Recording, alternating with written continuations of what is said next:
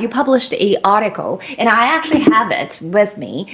And this article you mentioned about General Flynn accepting the interview and talking something about a trip called Cadell trips to compromise those politicians in Capitol Hill.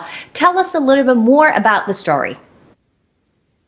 So CODELs, as they're abbreviated, they're long for congressional delegations. And congressional delegations, what the general was referring to, these are groups of members of Congress. They're oftentimes bipartisan, and they're flown around the world, around the country on trips by donors, by foreign nationals, by people tied to foreign governments, by people tied to, like we're going to talk about today, the CCP.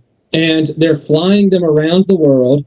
And they're meeting with various world leaders, but not even just world leaders. They're meeting with business leaders. They're meeting with people who run very shady nonprofits. In some cases, like National File has previously covered, they're meeting with people who run orphanages in war-torn countries where children are routinely sexually trafficked. And that's what General Flynn really got at in his statement there. And if you'd like to play the video in a second, that would be great to just let him hear the full quote. But General Flynn, he really hit the nail right on the head when he said there's members of Congress that are being taken to foreign countries and they are being compromised in numerous ways. But one of them is by having sex with children.